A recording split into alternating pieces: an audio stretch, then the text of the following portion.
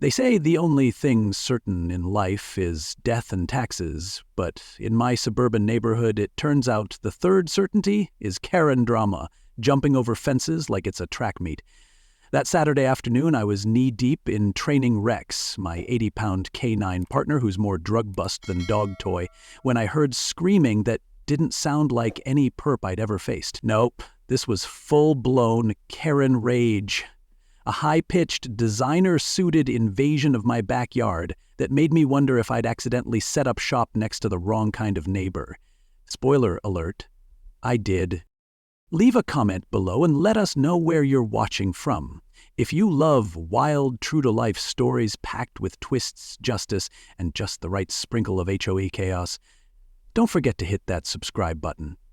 Tomorrow's story is even more jaw-dropping, and trust me, the surprises coming next, you won't want to miss them. Drop a comment below and let me know where you're watching from. I need to know how fast this story spreads through the anti-HOE community. My name is Jake Reynolds, veteran police canine trainer. See, when you say canine trainer, most folks picture a guy throwing a ball and teaching a dog to sit. But Rex? He's a walking war story. Saved a cop's life once on a drug raid so messy it made cops look like a puppy play date. And there I was, in my backyard, basically a federal-grade training ground decked out with gear worth more than most people's cars, trying to keep him sharp. That's when Margaret Connors, the HOA president from Meadowbrook Heights, decided to pull the stunt of the century. She scaled my 6-foot fence like she was auditioning for America's Got Talent, clutching a decibel meter and a camera like weapons of mass suburban destruction. "Excuse me?" she shrieked, flashing that meter at Rex like she was about to measure how much danger he posed to her perfectly manicured lawn. "I'm Margaret Connors, president of the Meadowbrook Heights HOA, and I'm here to stop this noise nightmare." Except it wasn't a nightmare for me. It was just a routine Saturday drill, the kind of work that keeps my community safe. But Maggie? She saw loud barks and disciplined dogs as a threat to the family-friendly vibe, issuing fines like Oprah handing out cars, $500 for noise, $750 for dangerous animals. I tried to explain the federal permits, my contract with law enforcement, even the fact that Rex here once saved a man's life, but she waved me off like I was some conspiracy theorist waving a tinfoil hat. Now, I've dealt with tough crowds, hostile suspects, and even the occasional angry ex. But this was new. I thought maybe we could hash it out, adult to adult. I told her I'd email the HOA board to clarify things, expecting a little neighborly reason. Instead, Maggie's eyes lit up like a cat spotting a laser pointer. "You'll be hearing from us," she said, disappearing over the fence with more agility than a cat burglar, only she was carrying a purse full of petty vendettas, not loot. That was the moment I realized suburban HOA politics aren't just annoying, they're a battlefield. And I was smack dab in the middle of a war zone where the enemy wore designer shoes, not combat boots. 3 days later, my mailbox looked like a paper tornado had ripped through it. Instead of one polite reply, I got 4 violation notices totaling $2,000. Noise at the wrong time, dangerous dogs supposedly terrorizing the neighborhood, and a whole lot of suburban pettiness turned legal grenade. It was clear that Maggie wasn't interested in reason or safety. This was a power play. And in that moment, I had to ask myself, when the law becomes whatever one person declares it to be, what's a guy with a K9 team supposed to do? The answer? Buckle up. Because this Karen wasn't just a neighbor. She was a force of nature, and I was about to learn how ruthless that force could be when crossed. The mailbox didn't just fill up that week, it got buried. I'm talking about violation notices stacked so high I thought they'd use them to build a paper fort. Thousands of dollars in fines, each one sounding like a petty grudge wrapped up in legal jargon.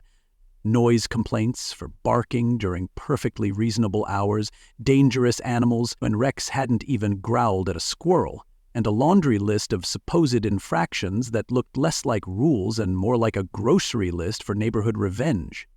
It was like Maggie had turned HOA enforcement into her personal business venture. Except the product was harassment and the customers were terrified neighbors. If petty wasn't profitable before, she was about to prove otherwise. But hey, if you think a stack of fines can shut down a dog trainer who spent half his life in tough spots, you don't know Jake Reynolds yet, and this storm was just warming up. Feeling like I'd been tossed into the middle of a weird suburban war zone, I called Sam Carter, old partner detective, and the kind of guy who could sniff out trouble even if it was hiding behind a cupcake at a bake sale. I expected some tough talk, maybe a keep your chin up, buddy. Instead, Sam gave me that knowing look, the one that says you're screwed, but at least you're not alone. Jake, he said, you've walked into a different battlefield now. HOA Karens don't fight fair.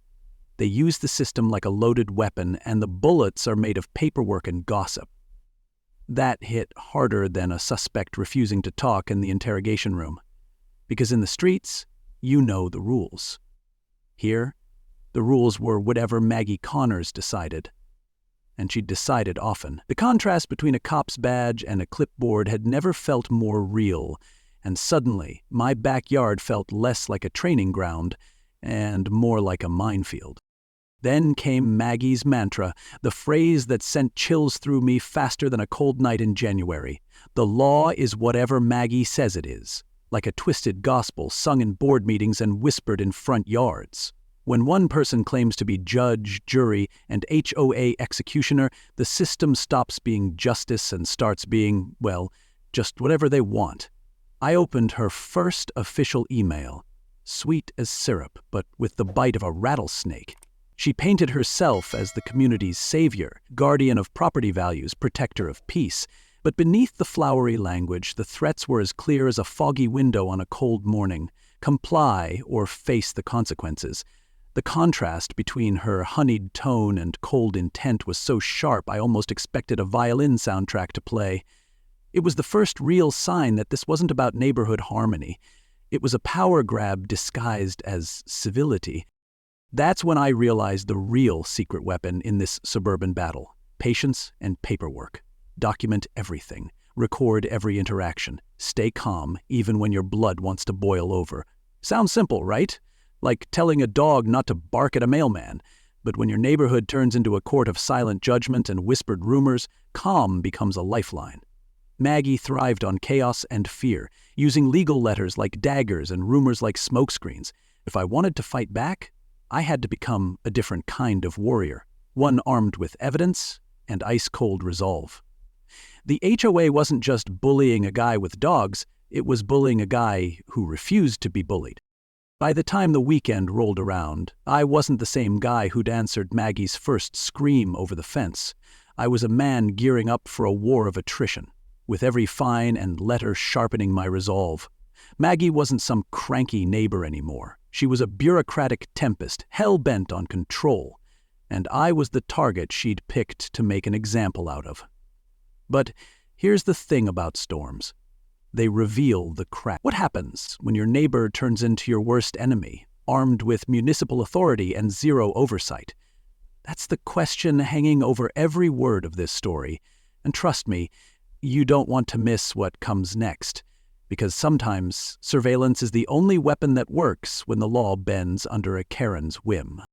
When you've spent years mastering military reconnaissance, you tend to see the world through a different lens. So when Maggie Connors decided to turn my life into her personal reality show, I figured it was time to bring some old-school spy skills to suburbia. Picture this: me sneaking around the neighborhood like I'm part of a covert ops team, only instead of enemy soldiers, I'm tracking HOA violations and suspicious flower beds. It was hide-and-seek, military edition, except the only prize was justice, and maybe a little sweet revenge. And let me tell you, Maggie was about as stealthy as a peacock in a henhouse. What started as a few casual walks with Rex quickly turned into full-on surveillance missions. I wasn't just watching my own backyard anymore, I was watching hers. Turns out, Maggie's pristine image was about as real as a $3 bill.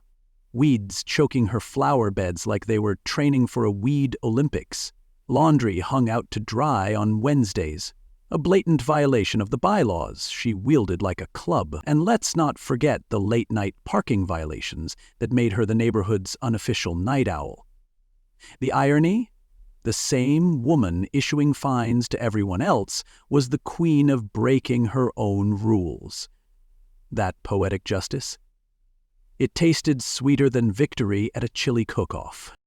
But the real shocker wasn't just Maggie's hypocrisy, it was how deep her scheme went. I started noticing things that didn't add up. The new luxury SUV that looked like it had just rolled off a showroom floor. Regular spa treatments that probably cost more than my entire training setup. Shopping bags from boutiques I'd never even heard of. When I connected the dots, it was clear. Maggie was funding her high-end lifestyle with money squeezed out of terrified neighbors through fines and fees. It was a racket disguised as community service, a hustle dressed up in HOA badges. If suburban corruption had a mascot, Maggie would be it, strutting around in designer heels funded by stolen gold.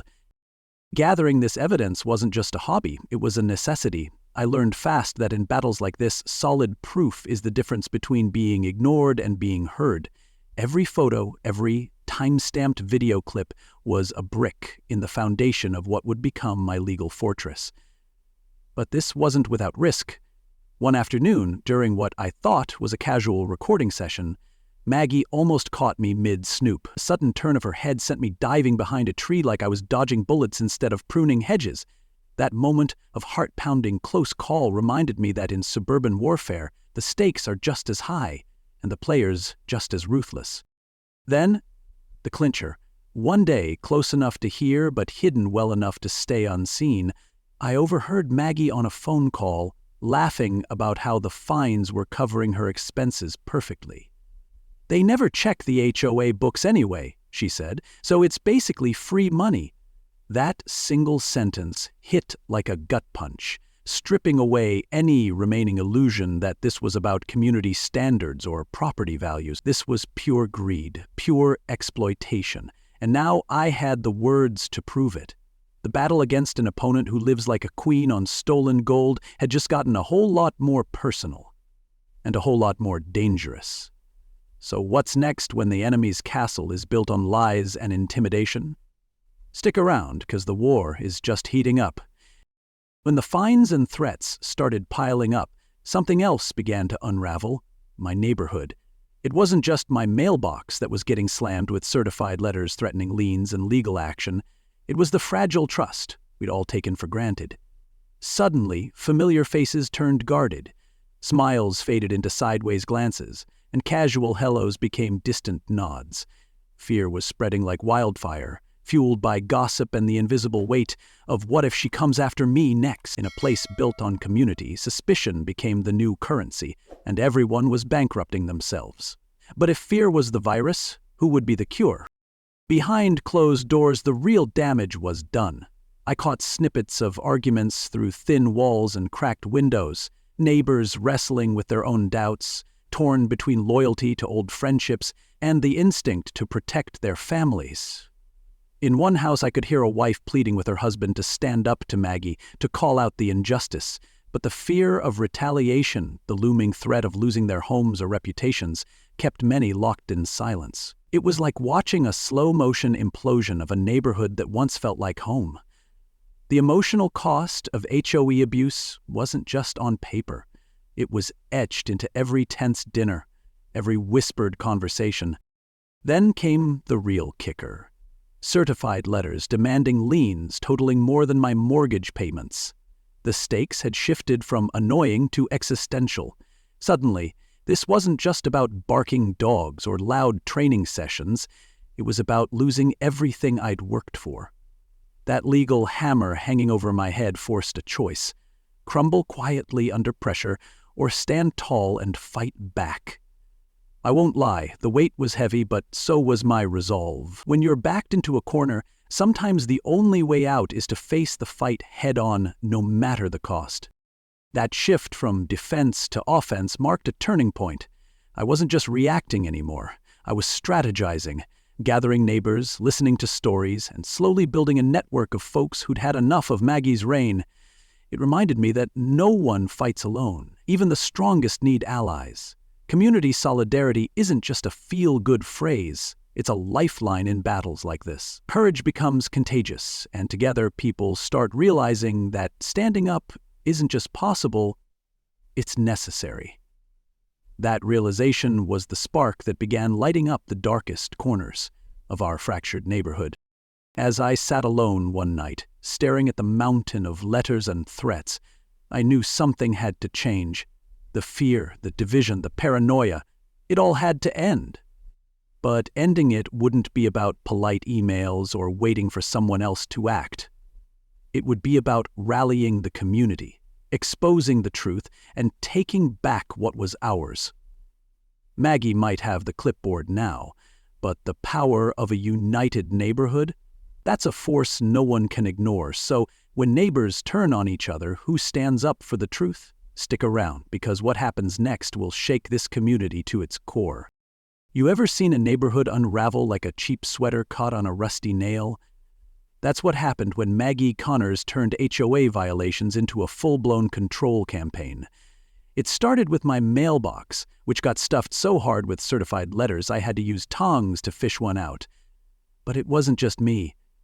Suddenly, everyone on Maple Crest Drive was squinting through blinds like Cold War spies. You could feel it in the air. Conversations got shorter, smiles more forced. People started talking like they were being recorded, which, thanks to Maggie's new compliance drone buzzing over rooftops, might not have been paranoia. Fear had gone viral. And Maggie? She was the superspreader. Behind those tidy suburban doors, the emotional wreckage piled higher than Maggie's fine stack. I started hearing things.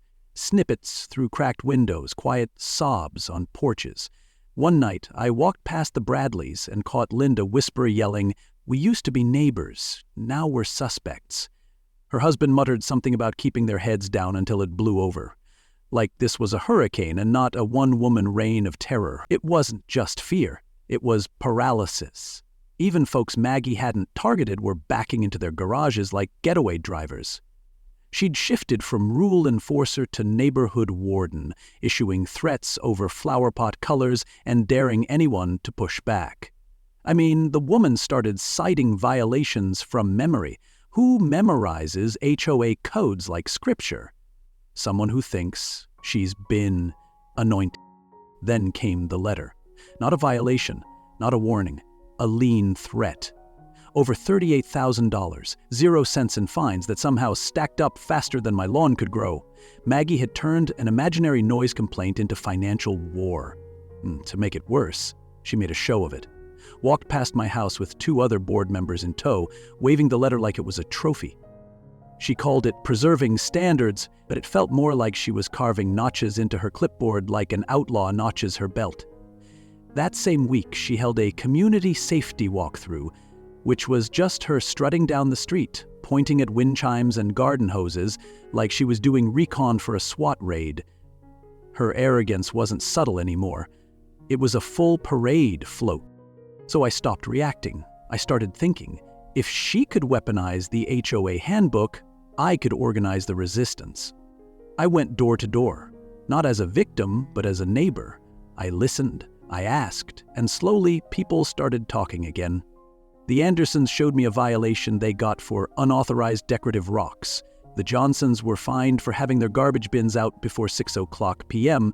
It was like living under a queen with a magnifying glass and a grudge. But the more stories I heard, the more it became clear. Maggie wasn't enforcing policy. She was playing chess with people's peace of mind. And she was so high on her own authority, she didn't even realize she'd already lost the board. One night, after the 10th letter and the 5th anonymous tip to animal control, I sat down at my kitchen table, looked at the pile of paperwork, and felt something shift. Not anger, not fear. Strategy. I wasn't going to fight her with outrage. I was going to bury her with facts, law, and every misstep she thought she got away with. And trust me, she'd made plenty.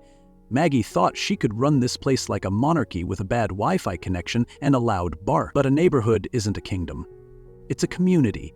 And when people remember what that word really means, even clipboard tyrants fall.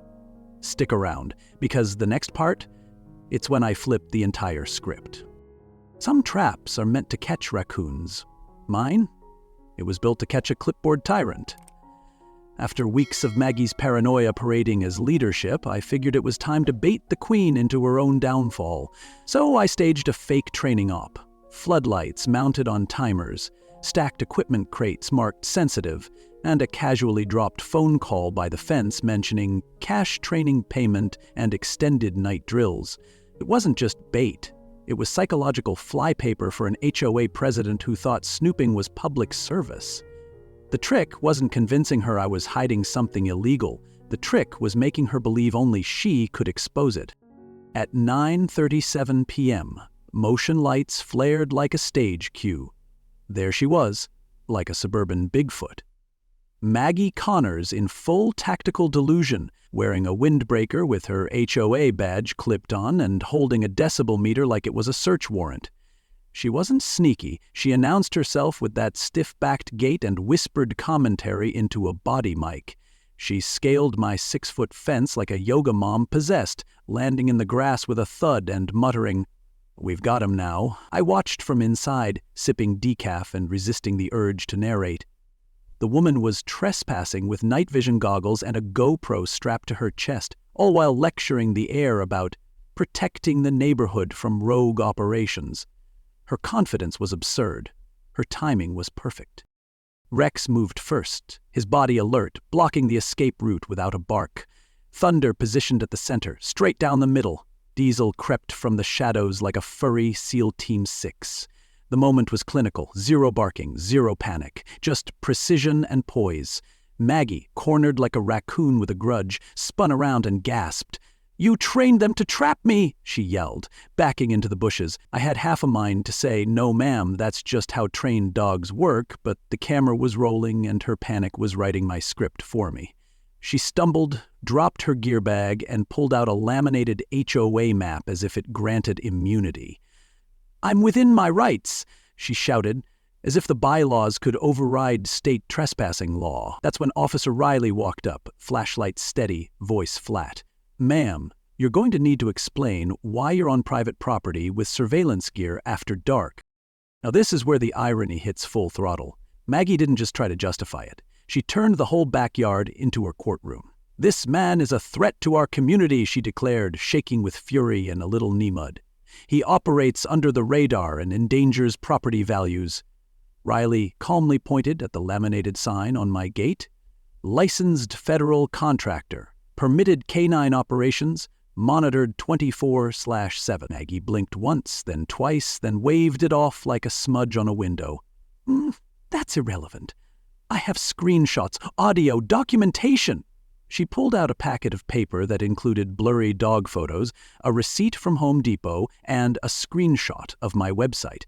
"I know what I saw," she insisted, "and I have every right to be here." Riley raised an eyebrow. The kind of eyebrow that says, "Ma'am, you just confessed on camera." Meanwhile, I watched the footage pile up. Her trespassing, her accusations, and her unraveling. But the story didn't end there. Maggie was escorted off the property that night, not arrested, just rattled. And that's when she did what Karens do best. She weaponized victimhood. Within 12 hours, the HOA mail list got a blast titled, "Attacked, a public safety emergency." She claimed she had been lured into a hostile situation by a malicious dog owner, said she feared for her life, and described the dogs as unrestrained attack animals deployed in a private ambush. The photos she included, heavily filtered, dramatically zoomed and angled to make Rex look like a wolf guarding the gates of hell. Her post ended with, "Ask yourself, do you feel safe in your own neighborhood anymore?"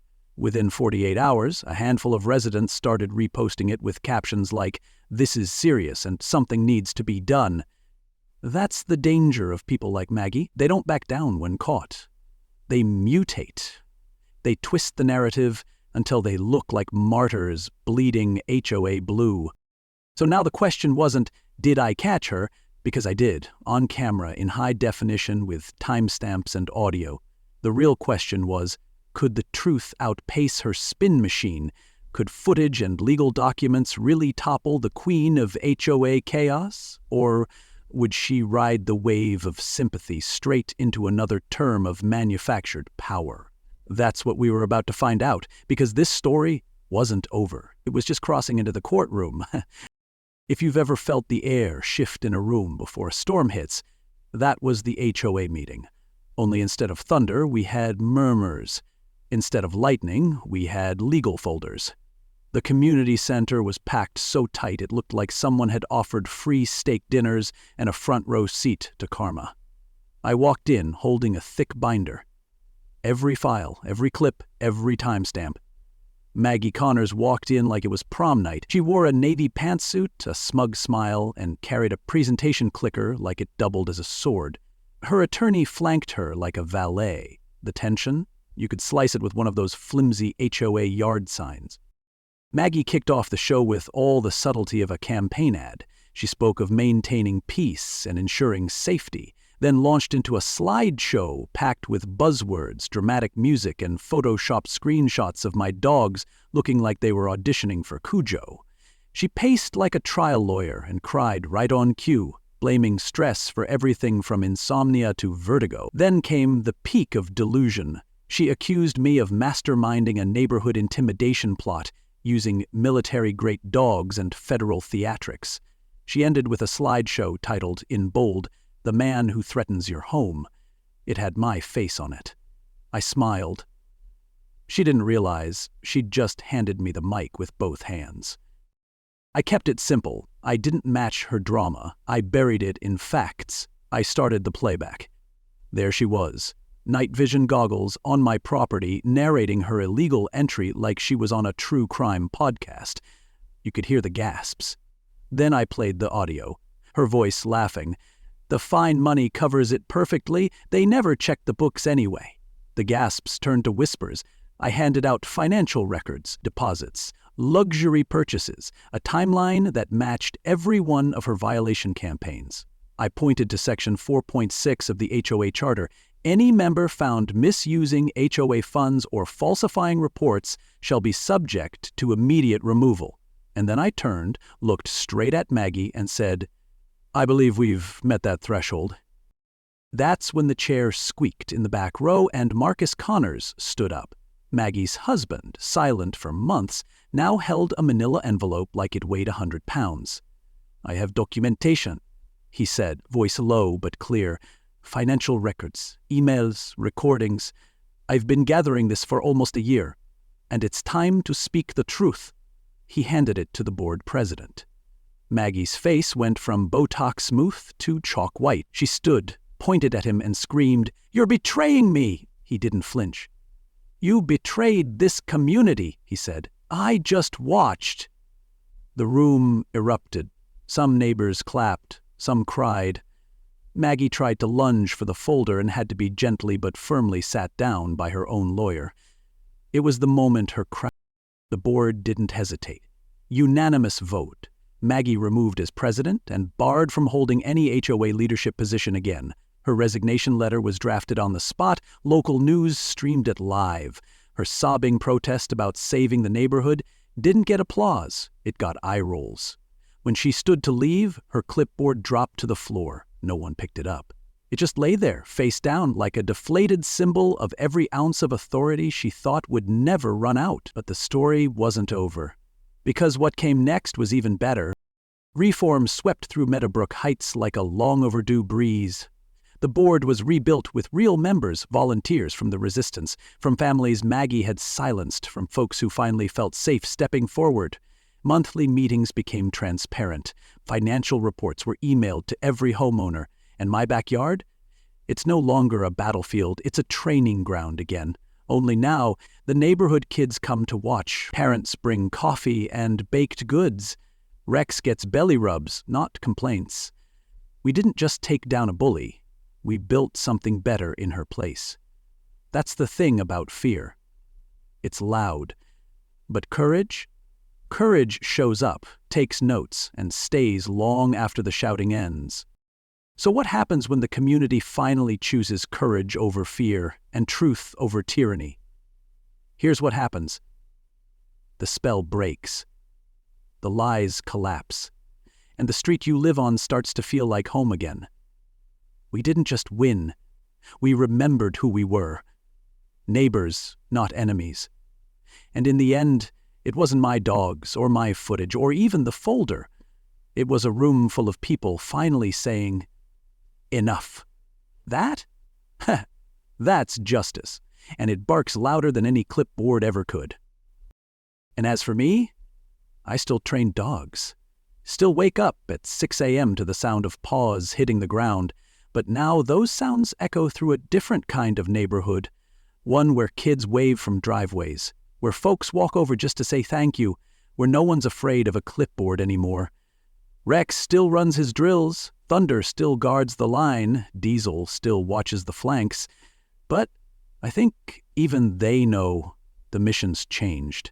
We're not just protecting people now, we helped wake them up.